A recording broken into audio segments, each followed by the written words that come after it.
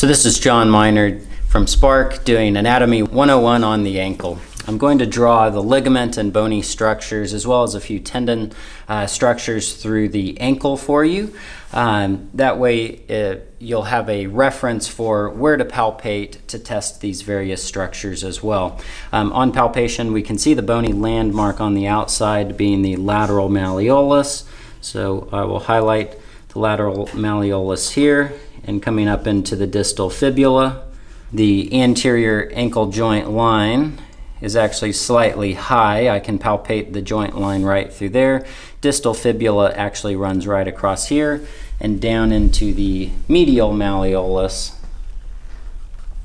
along the foot there. The tibia and fibula, there's the syndesmotic joint with the distal anterior tibio-fibular ligament, or the syndesmotic ligament that connects these two bones together, providing lateral ankle stability around the talus.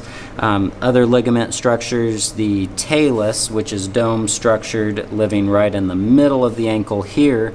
The anterior talofibular ligament runs down from the fibular head right in this area up towards the anterior aspect of the lateral malleolus. The calcaneofibular ligament, which as you palpate you'll feel a little structure bounce off of your finger.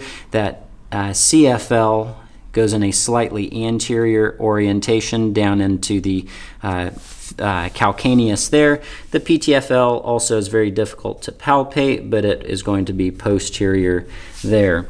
Peroneal tendons I will highlight with a few circles. This is going to be both peroneus longus and brevis, traveling down the backside of the ankle here. The peroneal tubercle is sitting right about where this line is here, and that's going to split the peroneus brevis. I'll try to put B's upside down. Right down into the base of the fifth metatarsal here is where that peroneus brevis runs, and then the longus with an upside down L is actually going to travel underneath the foot from there. Other structures that are worth noting in the setting of Seaver's disease, this is the top of the calcaneus and the Achilles tendon running upward.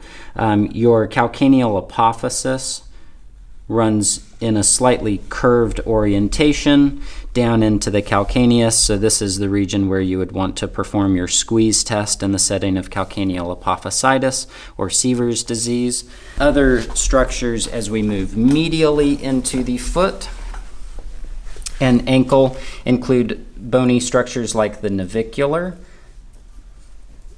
that is somewhat square shaped through there. Many times you'll feel the bony prominence right off of the backside here, which is where tibialis posterior is going to wrap around and attach right into there, running just up the posterior aspect of the medial malleolus and tibia. And then other structures, you'll get crisscrossing of the flexor digitorum longus that's going to move under the foot like so. The flexor hallucis longus is much deeper and mostly posterior, and then is going to crisscross with the flexor digitorum in the midfoot about like so.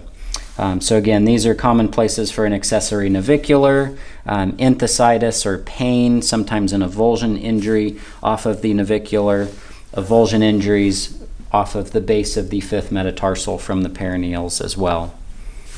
And that will do it for bony anatomy of the foot and ankle.